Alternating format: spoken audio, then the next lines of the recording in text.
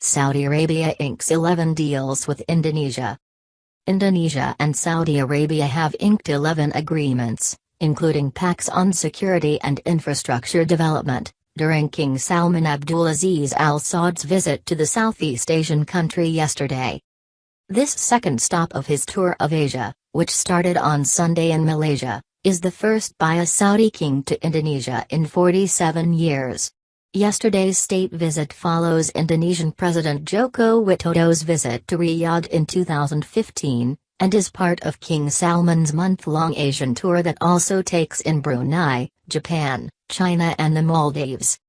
The king was received by Mr. Joko, Religious Affairs Minister Lukman Hakim Saifuddin as well as Jakarta Governor Basuki Cahayapurnama in the capital Jakarta before they made their way to Bogor, in West Java, for bilateral meetings under heavy security. The entourage was greeted by a heavy downpour when they arrived at the Bogor Presidential Palace in the afternoon. Heavy rain welcomed King Salman bin Abdulaziz at Istana Bogor, said Mr. Joko in a Facebook post. Every drop of rain is a blessing from God. Hopefully this meeting is a blessing for Indonesia and Saudi Arabia.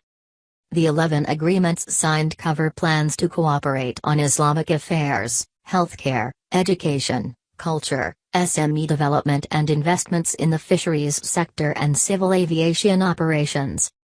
Saudi oil firm Aramco on Monday inked a deal with Indonesian state-owned oil company Pertamina to upgrade the capacity of the Cilacap refinery in central Java, with a $6 billion (8.5 billion Singapore dollar) investment commitment.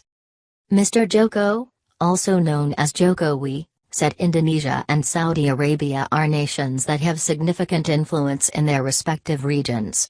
His Majesty's visit comes at a good time to strengthen the relationship between Indonesia and Saudi Arabia, which are united through Islam, a brotherhood and a mutually beneficial relationship, he added. Indonesia has the largest Muslim population in the world. King Salman thanked Mr. Joko for the invitation and the warm welcome. I pray to God that this meeting will strengthen the bilateral relationship between our two countries.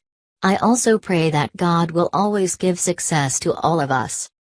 King Salman is expected to visit Parliament and Indonesia's central mosque Masjid Istiqlal, as well as meet Islamic groups today and tomorrow before heading to Bali on Saturday for a week-long vacation.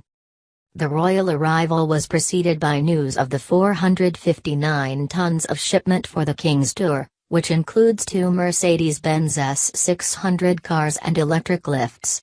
He also has an entourage of nearly 1,500 people, including 10 ministers and 20 princes.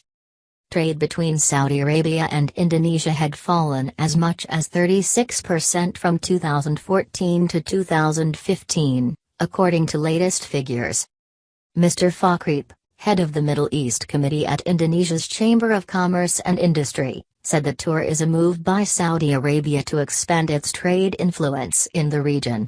Saudi Arabia cannot rely on oil for its revenue forever, therefore it needs to invest its wealth to ensure sustainable income, he told Metro TV yesterday. It is looking for non-traditional markets and Indonesia must act quickly in tapping such opportunity, he added.